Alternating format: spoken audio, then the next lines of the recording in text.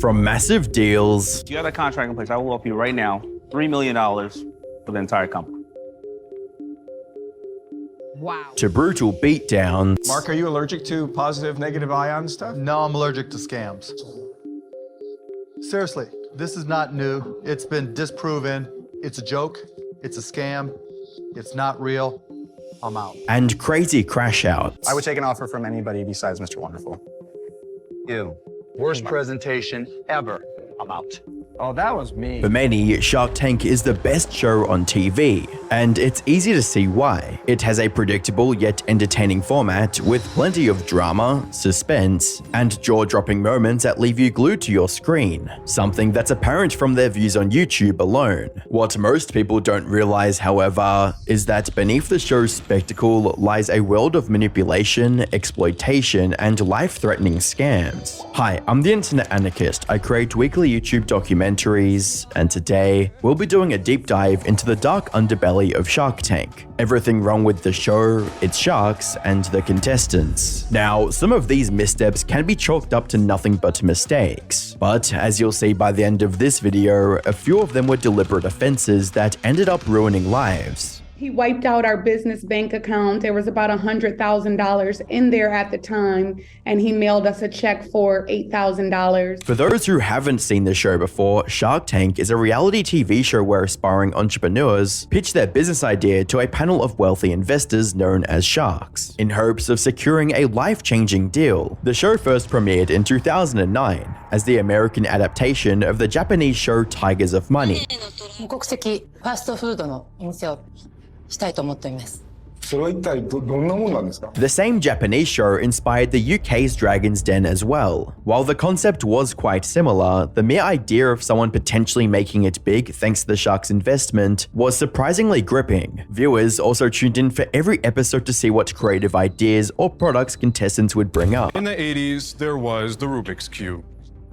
Now introducing the toy of the future.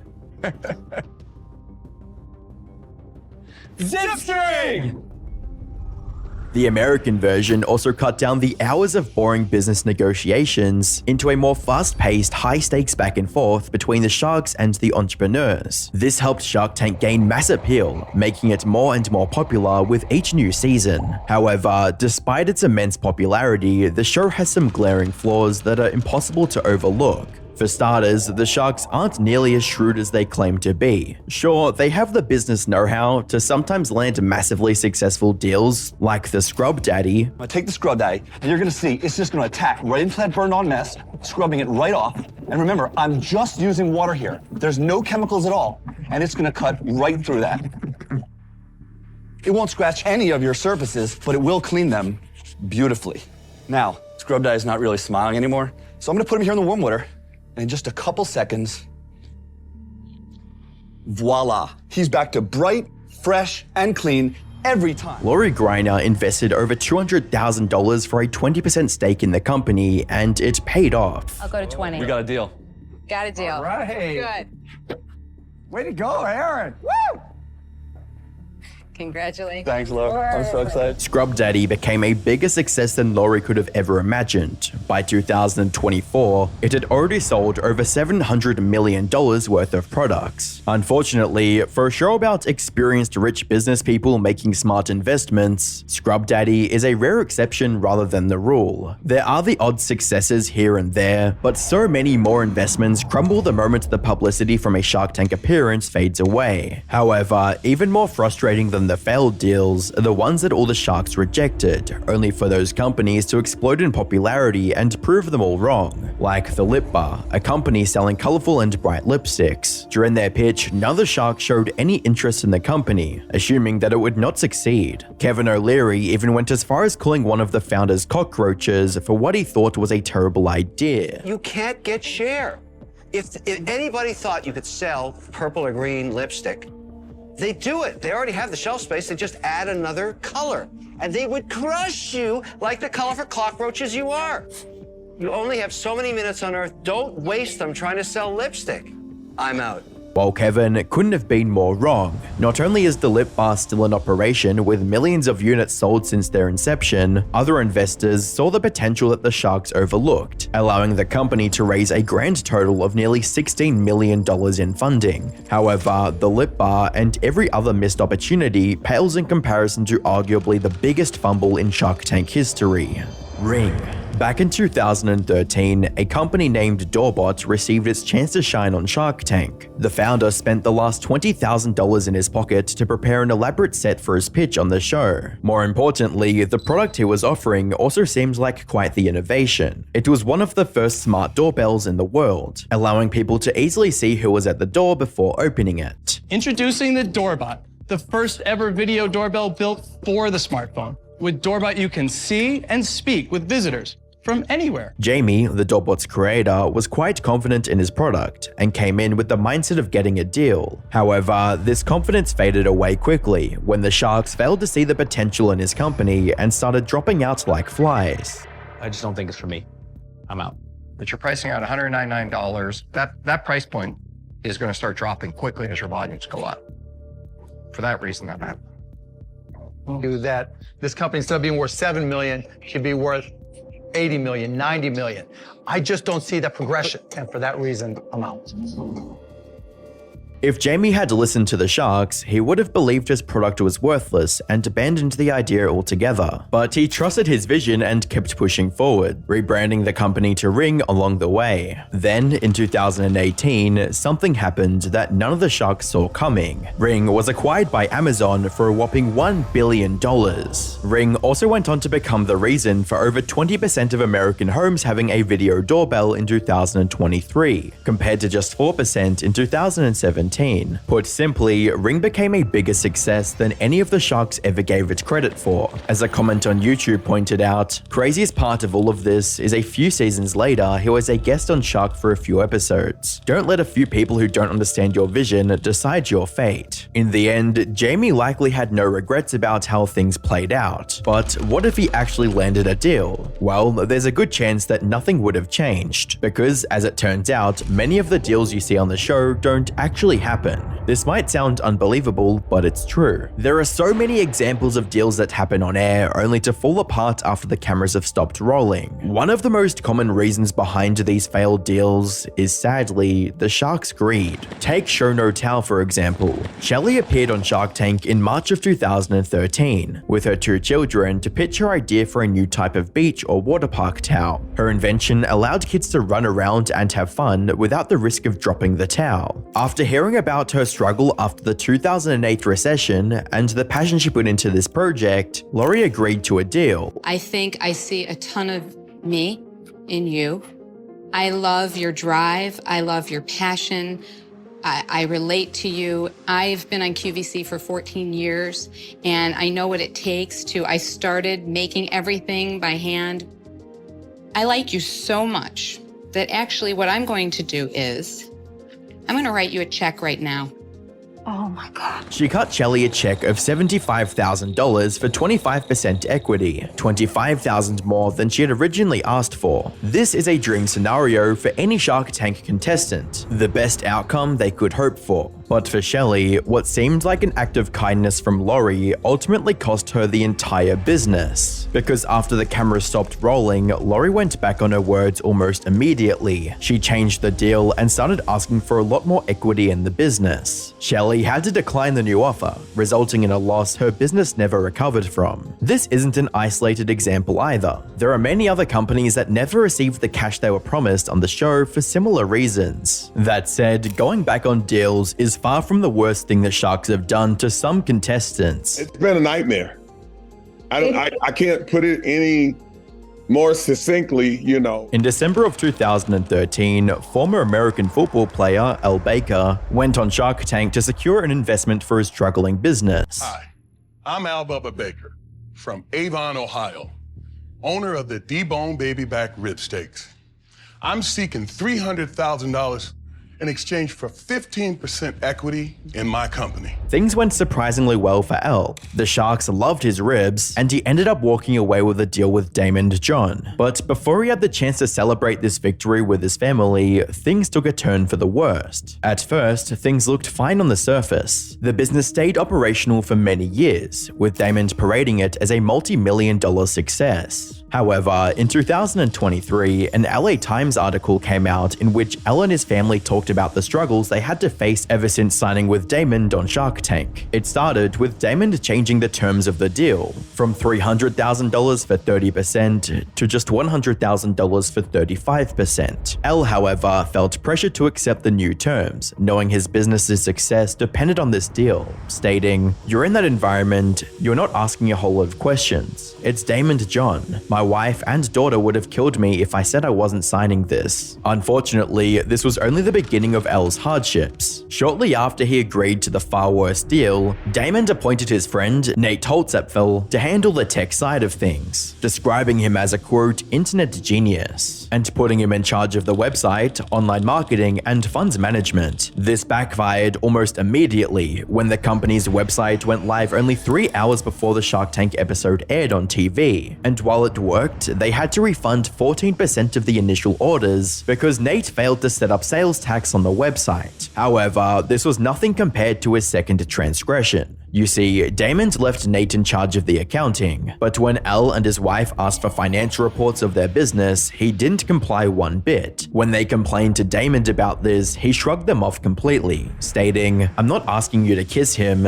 you know, this is business." They eventually managed to push Nate out of the company, only to end up getting screwed over even worse. But once we were able to finally have Nate removed from our business, he wiped out our business bank account. There was about $100,000 in there at the time, and he mailed us a check for $8,000.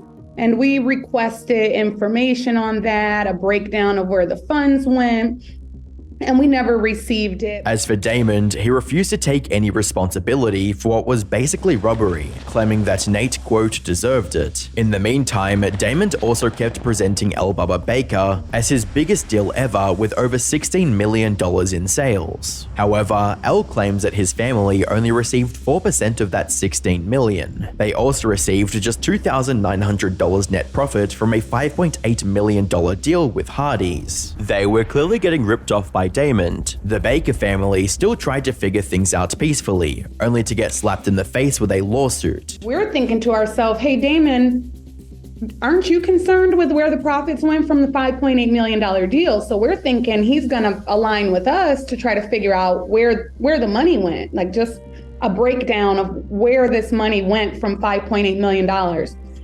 Instead, Damon John band together with the co-packer, Rastelli Foods, to file a lawsuit against us because they wanted to move forward with a Subway deal. They eventually came to a settlement with Damon, which forced them to sign a confidentiality agreement. Put simply, they can't tell anyone about what Damon did to their business. However, the legal fees from this lawsuit made the Baker family lose their home, restaurant, and even their food truck. Left with no other option, the Bakers decided to break this confidentiality agreement and come out with everything. Their story quickly gained steam as fans of the show were horrified by Damon's treatment of a lovely entrepreneurial family, with one person writing, "I got teary-eyed listening to Elle Bubba Baker's story. Watching a millionaire let them lose everything just to pocket an extra million or two is disgusting. There is absolutely no justification for them being shut out of their own business like that. I pray God restores them." Damon denied any wrongdoing. To address this LA Times article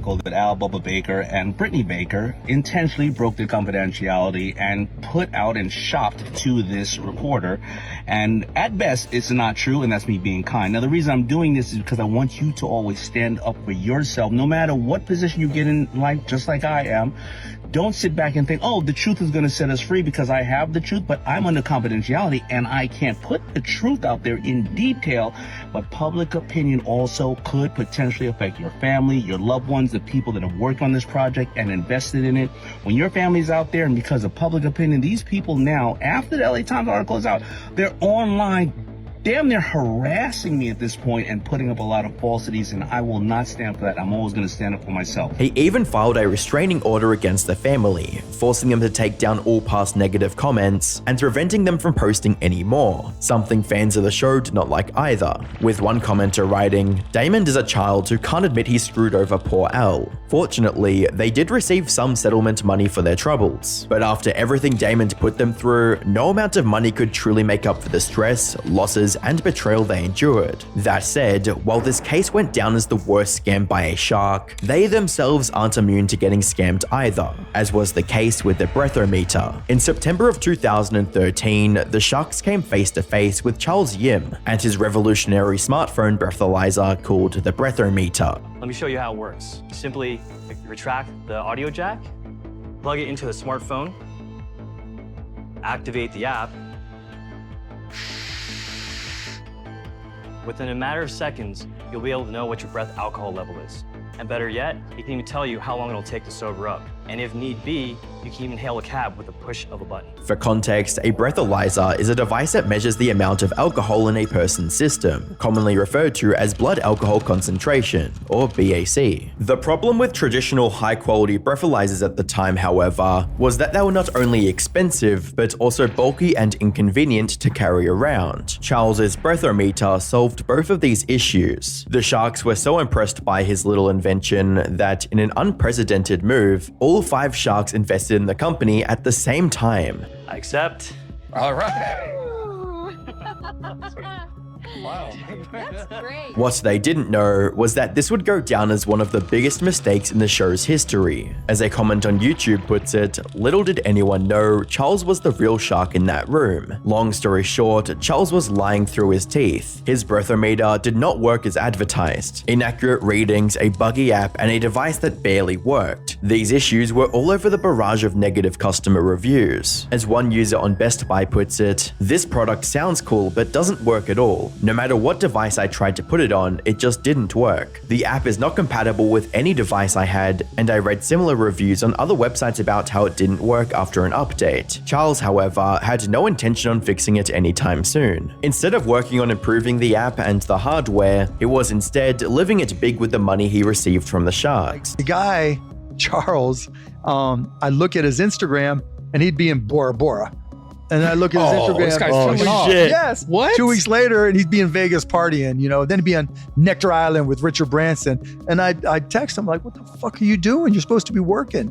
"Oh no, I'm networking." Next thing you know, all the money's gone. All of the sharks lost the money they invested in his company. That being said, multi-millionaires and billionaires losing a few $100,000 each wasn't the real problem with the breathometer. The real issue was that its failures put innocent lives in danger. You see, breathometer understated users' BAC levels, which is misleading at best and disastrously dangerous at worst. According to the FTC, the company claimed their devices can measure BAC levels from 0.02% to 0.25%, yet they never tested them for beyond 0.02%. Imagine what would happen if somebody became intoxicated and their breathometer suggested they could drive. It likely would not end well at all. So, by airing the breathometer episode without verifying its legitimacy, the Shark Tank producers were partly responsible for whatever accident might have happened. Not to mention the sharks who kept promoting it afterwards in hopes of making their money back. In the end, the breathometer company had to refund every customer, making it one of the biggest failures in 16 seasons of Shark Tank. Which brings us to the present day, and the big question is, are the sharks and the show's producers doing anything to make things right?